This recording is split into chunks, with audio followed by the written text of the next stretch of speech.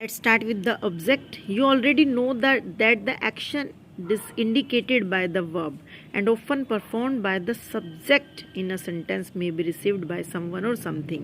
देखो आपको पहले से ही पता है ना कि जो भी एक्शन हो रही होती है ना वो एक्शन किसके ऊपर इफेक्ट डालेगी.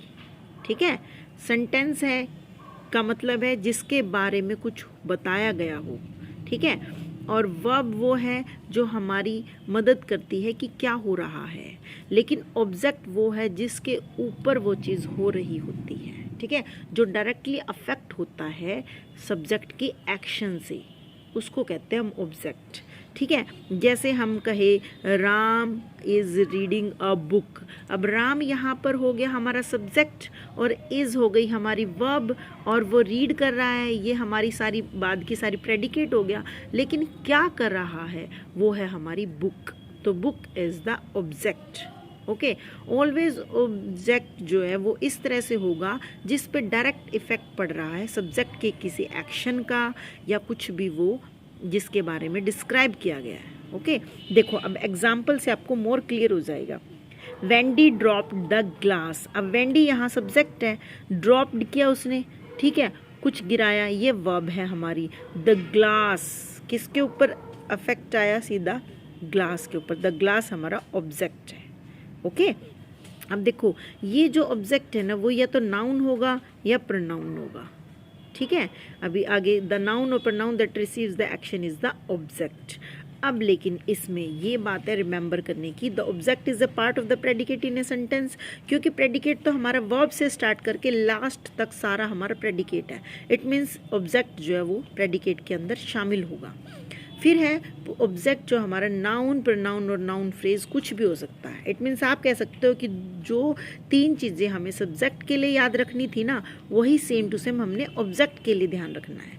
बस डिफरेंस क्या है, सब्जेक्ट वो है जिसके बारे में कुछ बताया गया है, या तो वो खुद उसका नाम है या फिर कुछ ऐसी चीज़ है जैसे एनिमल, लिविंग थिंग है या बुक है.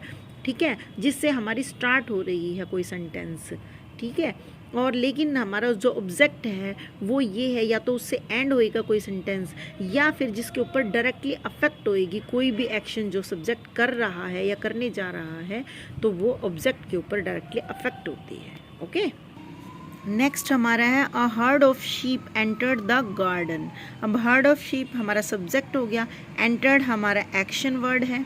ठीक है, एंटर, एंटर्ड, एंटर्ड वर्ब हो गई है, और द गार्डन हमारा ऑब्जेक्ट है, क्योंकि शीप की किसी भी एक्शन से गार्डन अफेक्ट हो रहा है, तो that is the object. Okay, फिर remember sometimes the verb in a sentence may not have an object.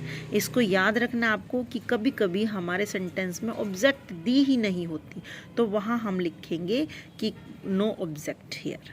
Okay, जैसे कि ही स्लेप्ट पीसफुल्ली, वो शांति से सो रहा है या सो गया, तो यहाँ ऑब्जेक्ट है ही नहीं, क्योंकि उसी कौन है इसमें सब्जेक्ट ही है, प्रोनाउन, लेकिन उसका अफेक्ट किसी के ऊपर नहीं डल रहा, तो यहाँ ऑब्जेक्ट हमारा एब्सेंट रहेगा.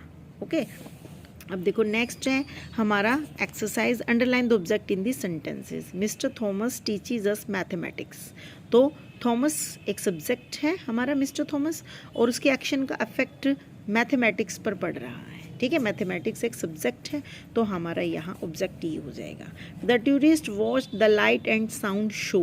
अब the light and sound show ये हमारा यहाँ ऑब्जेक्ट हो जाएगा, और ये कौन सा ऑब्जेक्ट है हमारा, नाउन फ्रेज है. ठीक है, तो नाउन फ्रेज भी हमारा ऑब्जेक्ट होता है, तो don't get confused with it. इसके बाद आप ये सारा नीचे तक आसान है, मैं लिंक दे दूंगी, आप वहाँ से कर लीजिए. लेकिन एक बात रिमेंबर करनी है आपको, to find the object in a sentence ask whom और what after the verb in a sentence. For example Rani bought some books. अब देखो आपको खुद से पूछना है कि जो सब्जेक्ट है वो क्या कर रहा है या किसके बारे में वो इशारा कर रहा है. जैसे रानी बोट सम बुक्स, तो आपने पूछना है बोट वट, क्या खरीद रही है, तो जो खरीद रही है वो हमारा ऑब्जेक्ट है. तो बॉट वट सम बुक्स तो ऑब्जेक्ट हो गया. अब है हरप्रीत फेड हिज पैट, तो फेड हुम, किसे फेड कर रहा है, किसे फेड कर रहा है, पेट को, तो पेट हमारा ऑब्जेक्ट है. तो ये आपने ध्यान रखना है। उसके बाद है add suitable object to the sentences, तो इसमें आप अपनी मर्जी से कुछ भी ऐड कर सकते हो। It's very very simple.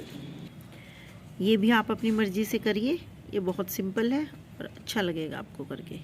Next है make sentences with the subject and object pairs given below. अब ये आपने पेयर्स बनाने हैं, मैं वैसे लिंक दूंगी डिस्क्रिप्शन बॉक्स में, पर फिर भी बेटा मैं कह रही हूँ कि आप अपने आप से कीजिए इसे, क्योंकि थोड़ा आप ट्राई करोगे तभी तो आपको आएगा ना, ऐसे थोड़ी ना कि देख लिया और यहाँ से फिर कॉपी करके आपने लिख दिया। You should try. Okay, all the very best, bye bye, stay tuned.